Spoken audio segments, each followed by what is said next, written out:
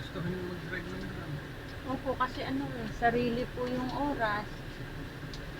Siyempre, dati malaki po ang kita. Pero nag-uopisina kayo dati. Hindi po, full-time po akong Grab driver. May pera inyo naman ito sa Opo sir, sa akin naman po. ay dati nung panahon pa nung may mga Uber kayo kasama. Hindi po. Bali, ano na po ako 2019 po ako nag-umpisa. Hindi pati kahit hanggang Maynila, abot kayo.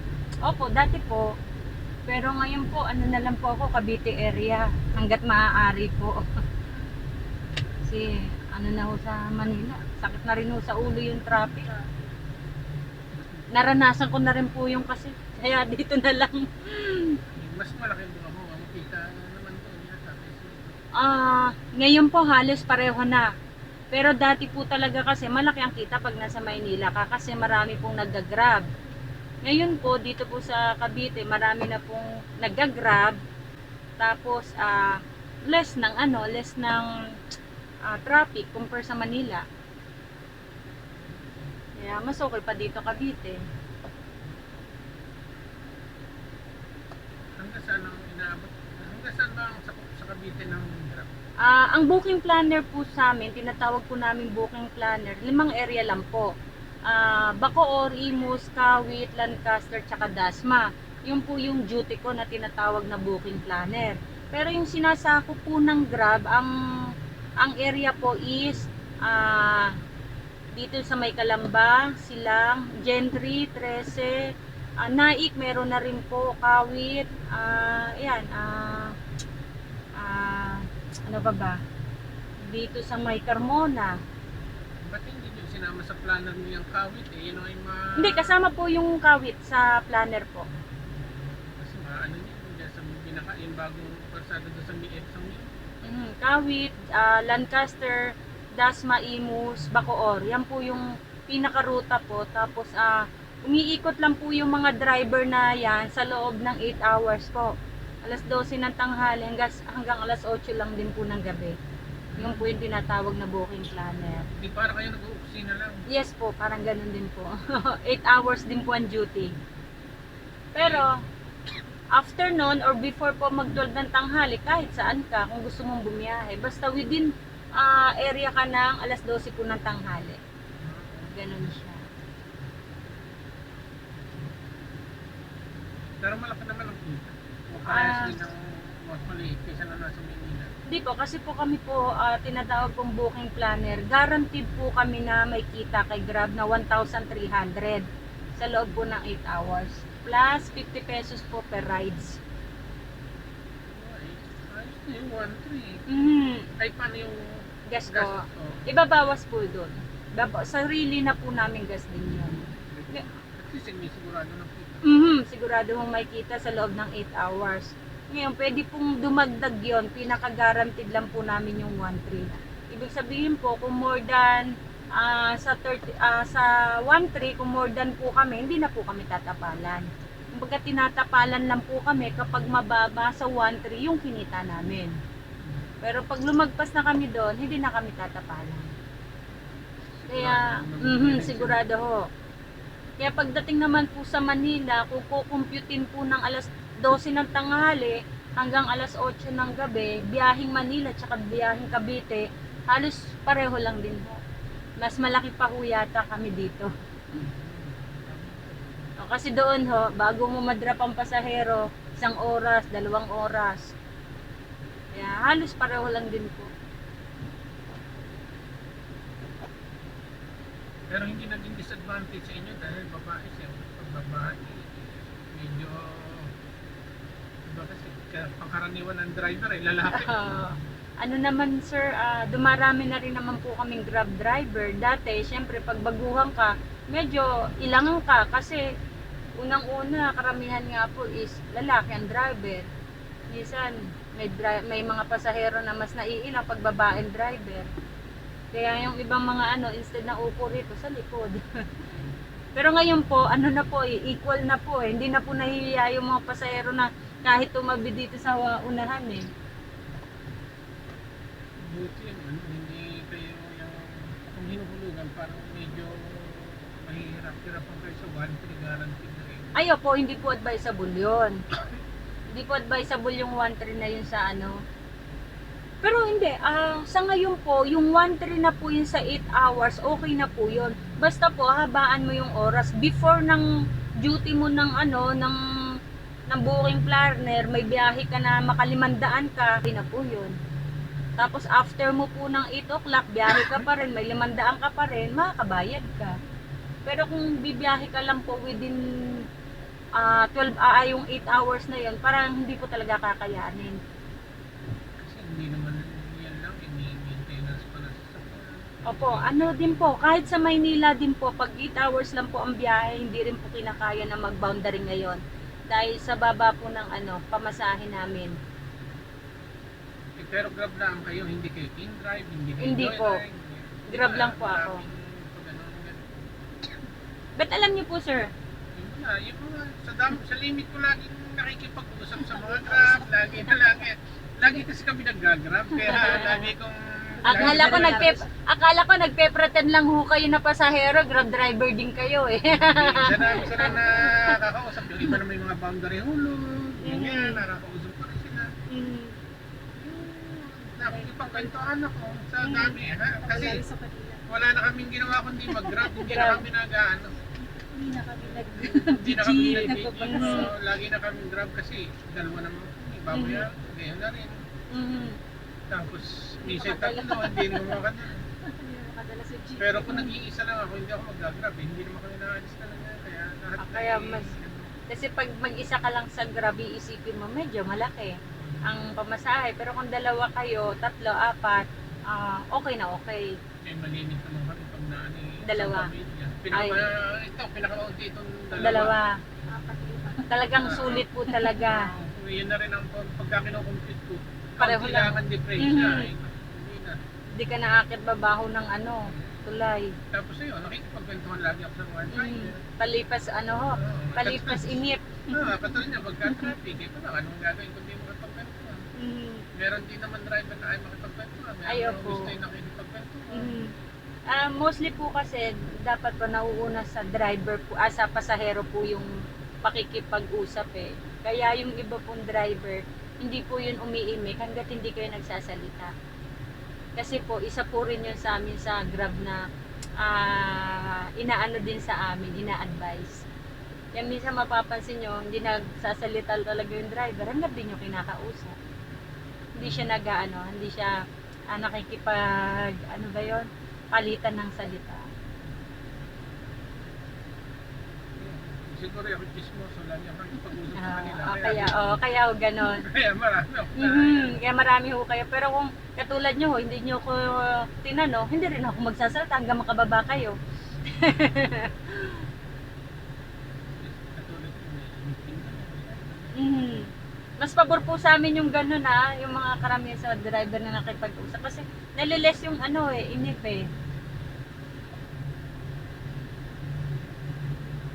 Yung iba naman ayaw makipag-usap kasi natatakot na baka magbangga pag nakikipag-usap sa driver. Kasi salita naman, nakatingin pa rin mo kayo. Hindi ka naman nandito naman kami sa likod. May mga yun na kasi akala nila na de-distract kaya ayaw makipag-usap. Ang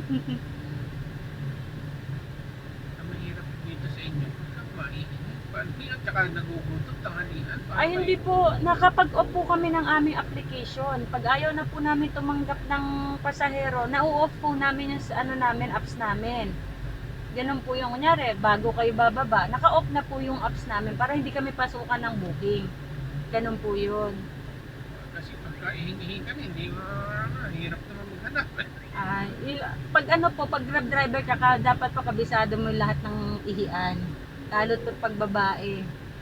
Ako, kabisado ko na ho lahat ng gasoline station, yung mga Shell. Kaya, tinatansya na kung naiihi ka ba o hindi. Umihi ka na pag pag alam mong maiihi ka na. Kasi isa yan, tsaka yung tanghalian. Gutom ka, siyempre, habo na sa kalsada ka, May naman po, pwede po nga po kami magpatay ng application namin para hindi po kami pasukan. Halimbawa, katulad nito, halimbawa ngayon alas 12, sa kayo po, pinapatayin nyo na yan para hindi kayo magpasukan. Opo. Tapos para makakain naman kayo. Ganun ho yun. Eh, ang problema naman sa inyo, eh, hahanap ko pa naman ang parking ng iyong kakainan. Ay, O drive-thru na lang. drive, ano po, ayan, fast food po, waiting ng ano, dyan. Yung iba naman po nagdadala naman ng pagkain sa sasakyan na kumakain. Gasoline station po, pwedeng maghintay, doon kakakain. Kasi yung iba nananawa na rin po sa fast food, ay gagawin ng iba, nagbabaon talaga. Kung sa merienda naman po, biskuit or tinapay, magdala ng tinapay.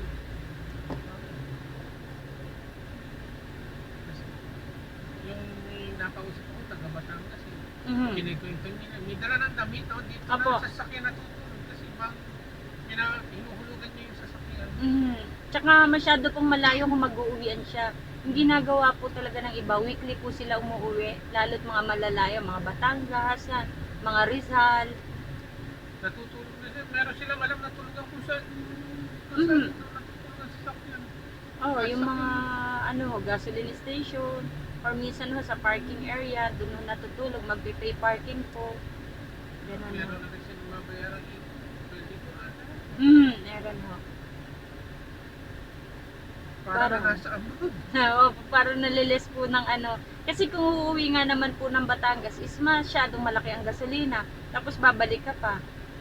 Parang ano na lang din po yon, weekly na ano, na trabaho sa Manila. Tapos uuwi ng ano, coding. Ganon po sila. Uwi ng coding. Hindi pa masakit sa katawan. Mahirap kung mag-drive. Papunta, hindi naman ganun kadali yung masakit sa katawan ng mag-drive. Mhm. Pero pag ano rin po, nasasanay din naman po yung katawan. Sasanay din naman po sa tagtag na. Siguro nung bago-bago ka. Ayoko, totoo yun. Pag bago po talaga, hahataw ko yung katawan mo sa ano, sa biyahe. Yo. Pag tumatagal ka na rin sa biyahe, doon ka na rin maiinip, doon ka makakaramdam ng pagod.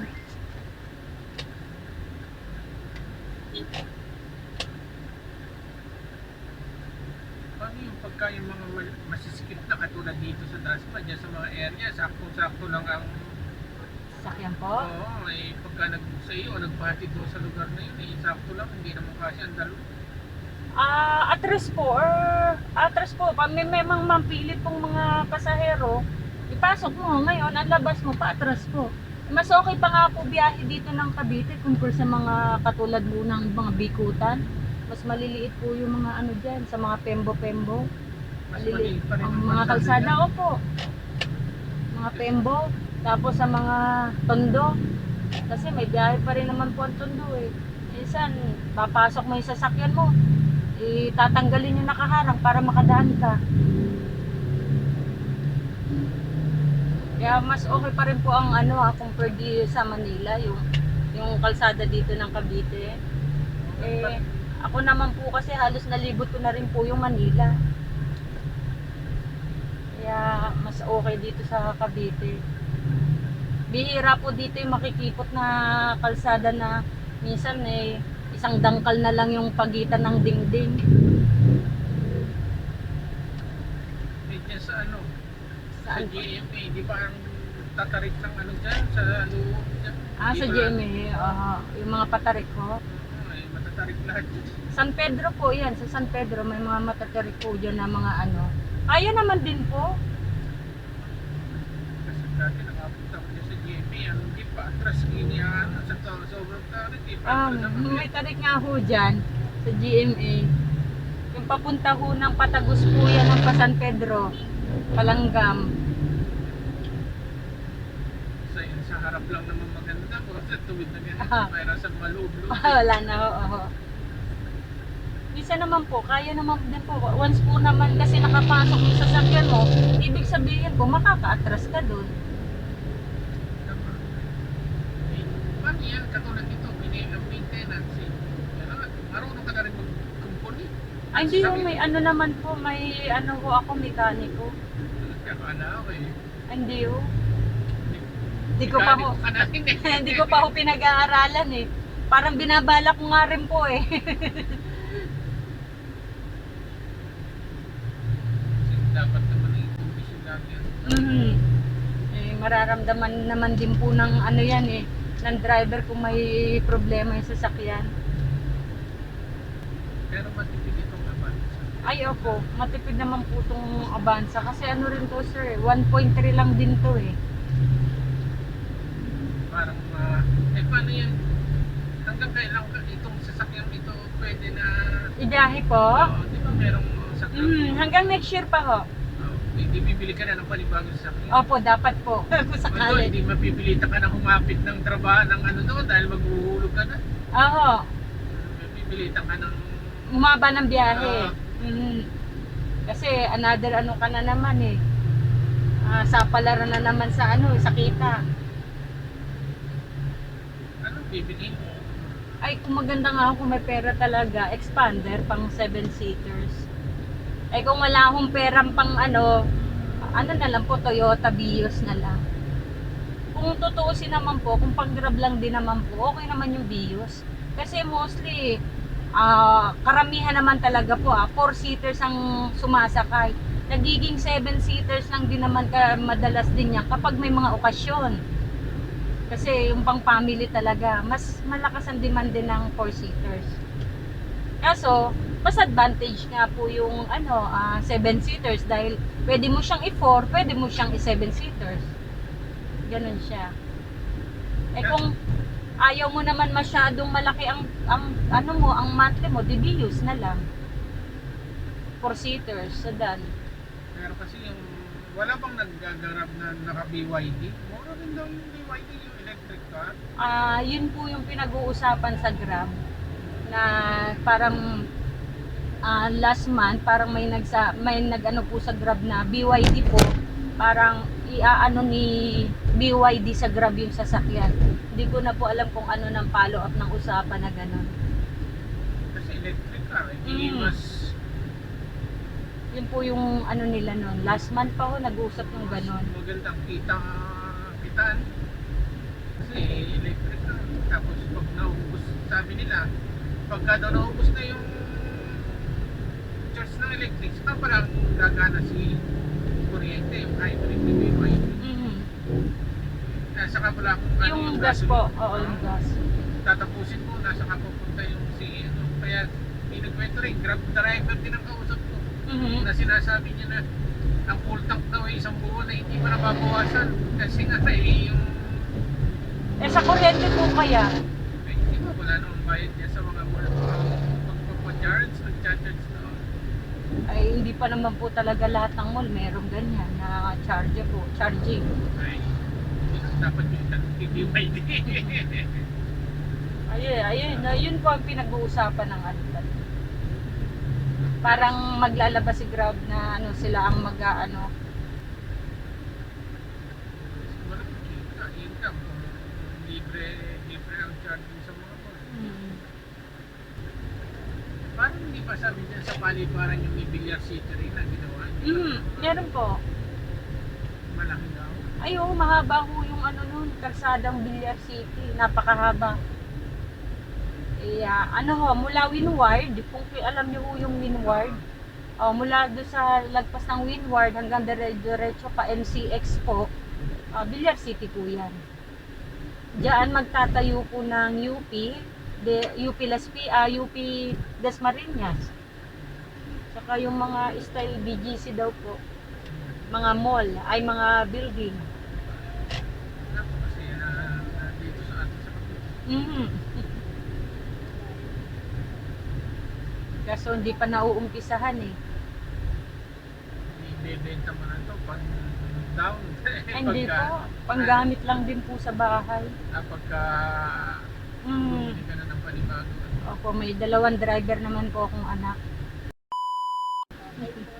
Ay, sige po. Tabi na lang po natin, ma'am.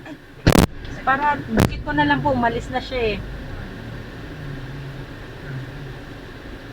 Ayan po. Mahaba